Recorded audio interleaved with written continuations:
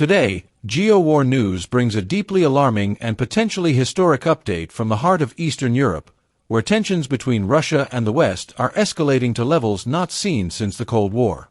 In an explicit and incendiary address, Moscow has issued one of its most serious warnings to date. Should European nations move forward with plans to deploy peacekeeping forces into Ukraine, Russia will interpret such action as a hostile military intervention, potentially triggering the use of nuclear weapons against those foreign troops. The implication is clear: the world teeters on the edge of a third world war.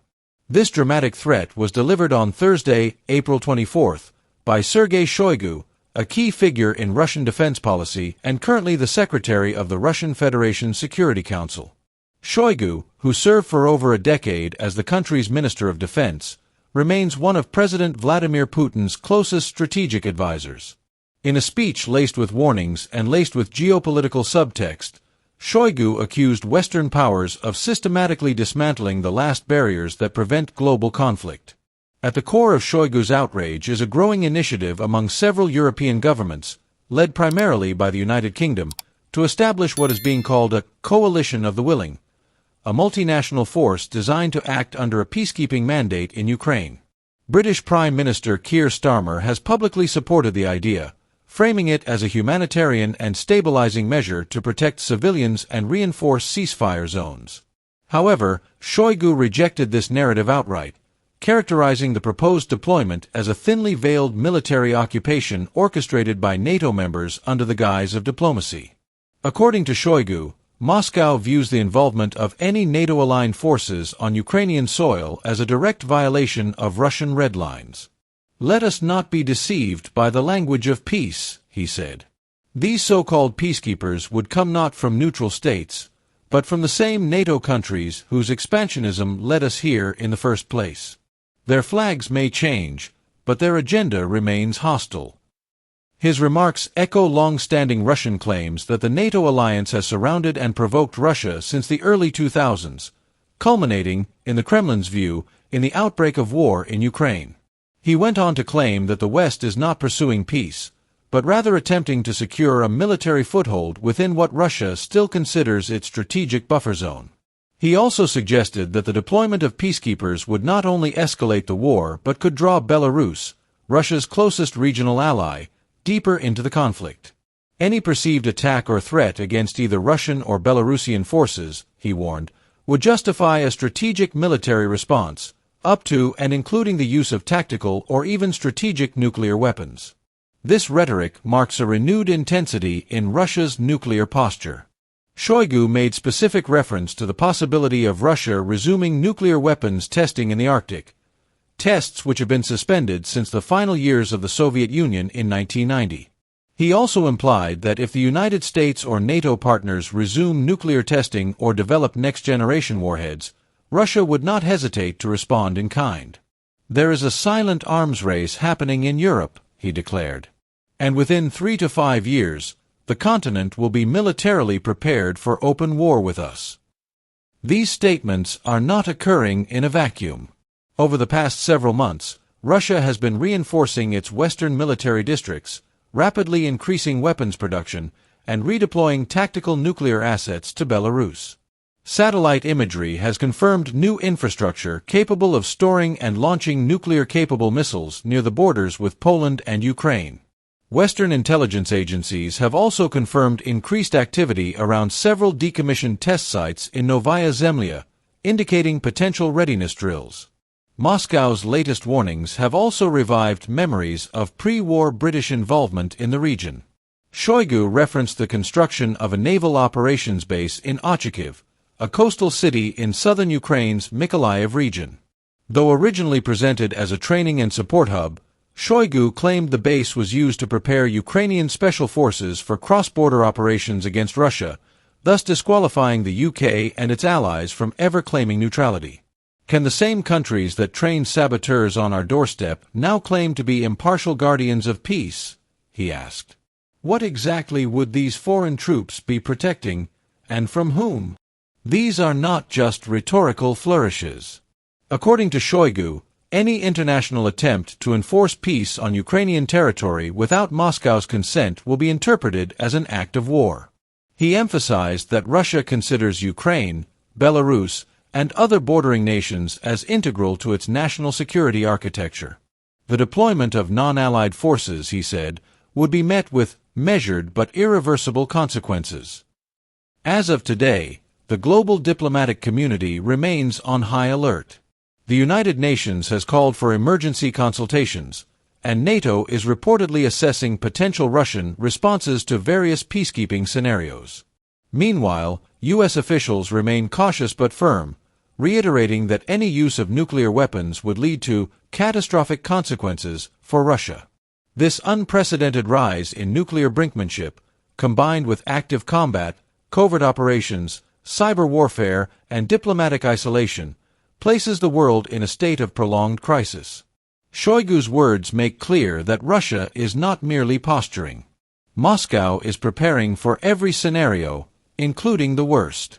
Stay tuned to GeoWar News for continuous updates as we monitor the dangerous intersection of rhetoric and military maneuvering that could redefine the future of Europe and the world. But Shoigu didn't stop there. Far from it. In one of his most provocative addresses since the start of the Ukraine conflict, the former defense chief and current secretary of Russia's Security Council signaled that Russia is not only willing to deploy nuclear weapons if it deems its sovereignty or strategic interests threatened, but is actively preparing for the resumption of nuclear testing in the Arctic. This would mark the first time since the Soviet Union's dissolution that Moscow has taken such a drastic step, one reminiscent of Cold War-era brinkmanship. The reference to potential Arctic detonations was not veiled. Shoigu specifically cited Novaya Zemlya, Russia's historic nuclear test site located in the Arctic Ocean, as a region of renewed strategic importance, further suggesting that infrastructure there has already been quietly modernized over the past 18 months. According to Shoigu, the West is currently engaged in a silent arms race, an invisible escalation marked not by dramatic speeches, but by classified deployments, clandestine agreements, and rapid militarization along NATO's eastern flank. Intelligence sources and military analysts confirm that a significant buildup is underway. In Poland, Germany, and the Baltic states, new long-range artillery systems, anti-air defenses, and forward operating bases have been fast-tracked. Shoigu claimed that detailed military readiness timelines are being discussed behind velvet curtains, with some European military planners allegedly anticipating full operational capacity for a war scenario with Russia between 2028 and 2030. Adding to the depth of his warning, Shoigu drew attention to Britain's pre-war military footprint in Ukraine, zeroing in on a controversial naval installation in Ochakiv, a Black Sea port city in southern Ukraine's Mykolaiv region. This facility, constructed with British support prior to the February 2022 invasion, was originally described by London as a benign training hub to strengthen Ukraine's maritime self-defense. But according to Shoigu, intelligence gathered by Russia paints a different picture, one in which the Ochakiv base functioned as a launching pad for the training of Ukrainian special operations units specifically tasked with sabotage missions inside Russian territory and Crimea. Can the world seriously believe, Shoigu asked, that these same operators will now return to our borders draped in the blue helmets of peacekeepers? Do they think we cannot recognize the same forces, rebranded, with new insignia but the same mission? Shoigu then posed a geopolitical question aimed at undermining the credibility of Western intentions. What precisely would these so-called peacekeepers be protecting? According to him, the deployment is not about safeguarding civilians or securing ceasefires, but about entrenching NATO's influence in regions traditionally within Russia's sphere of strategic interest. He accused the West of weaponizing peacekeeping as a Trojan horse, an ostensibly noble mission with the hidden intent of seizing permanent strategic leverage just kilometers from Russian and Belarusian soil. In a tone both grim and calculated, Shoigu reiterated the Kremlin's nuclear doctrine. Any direct threat to Russia's national integrity, or to Belarus, Russia's closest military and political ally, could, under current doctrine, legally and strategically justify the deployment of tactical or strategic nuclear assets. He emphasized that the recent transfer of nuclear-capable Iskander missile systems and storage facilities into Belarus was not a bluff, but a calibrated countermeasure to NATO's deepening involvement. Russia, he said, is building a deterrent corridor from the Kaliningrad exclave to the Belarusian-Ukrainian border, designed to project credible nuclear readiness across Eastern Europe. Shoigu also took aim at what he described as the unsustainable nature of European support for Ukraine. The economic strain is becoming unmanageable, he argued. Energy crises, inflationary shocks, rising defense budgets, all these are already destabilizing domestic politics in Paris, Berlin, and London. He predicted that, unless Washington or Brussels changes course, Europe will be dragged into a war of attrition that its economies cannot withstand for another 5 years. By 2030, their military capacity will be ready, but their societies may no longer be willing, he warned. As for the United States, Shoigu acknowledged the uncertain nature of American policy heading into a pivotal election year. With the possible return of Donald Trump to the White House, a figure who once questioned NATO's relevance and called for rapprochement with Moscow, many had speculated that tensions might ease. Shoigu, however, dispelled that assumption. Russia no longer reacts to personalities, he said. We react to infrastructure, deployments, treaties, and treaties broken. He emphasized that regardless of who occupies the Oval Office, only verifiable de-escalatory actions, not speeches, campaign promises, or diplomatic theater, will determine whether the U.S. seeks genuine peace or strategic containment. In his closing remarks, Shoigu framed the current standoff as a defining moment for global security in the 21st century. The line between deterrence and provocation is being erased, he warned. And unless the West retreats from its current trajectory, that line may soon be crossed, not in theory, but in fire. The issue of nuclear testing remains one of the most incendiary and politically delicate subjects in international arms control. The last full-scale nuclear test conducted by the Soviet Union took place in October 1990 in the remote Arctic archipelago of Novaya Zemlya, a frozen expanse that has long been associated with some of the most powerful and environmentally devastating detonations in history, including the infamous Tsar Bomba in 1961. Since then, Russia has maintained a voluntary moratorium on live nuclear testing, aligning with global trends even as it refused to ratify the Comprehensive Nuclear Test Ban Treaty, CTBT. For over 3 decades, this moratorium served as a fragile but crucial pillar in preventing a renewed global arms race.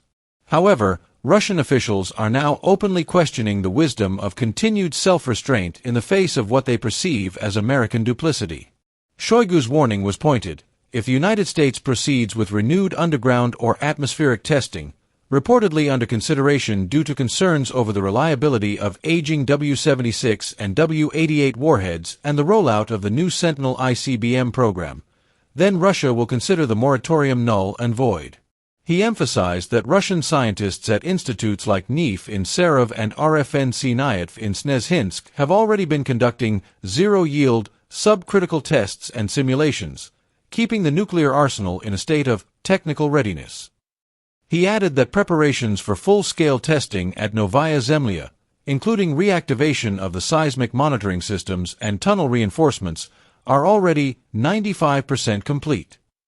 According to analysts, if Russia resumes nuclear testing, it would not just shatter a long-standing global taboo, it could trigger a domino effect.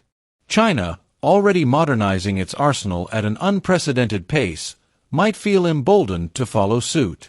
India and Pakistan, both nuclear powers with historically tense relations, could also respond in kind. Some experts fear that a return to open-air or underground testing could signal the complete breakdown of the post-Cold War arms control architecture, including START and New START treaties, which are already fraying. In this context, Shoigu's comments do not read as mere saber-rattling. They paint a progressively more alarming picture of a world spiraling toward a strategic cliff edge.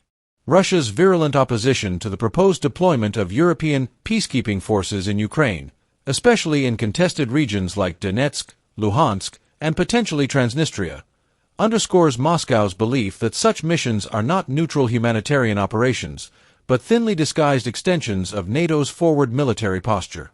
Shoigu accused Western powers of weaponizing peace, transforming peacekeeping into a soft invasion tactic aimed at permanently reducing Russia's geopolitical buffer zones.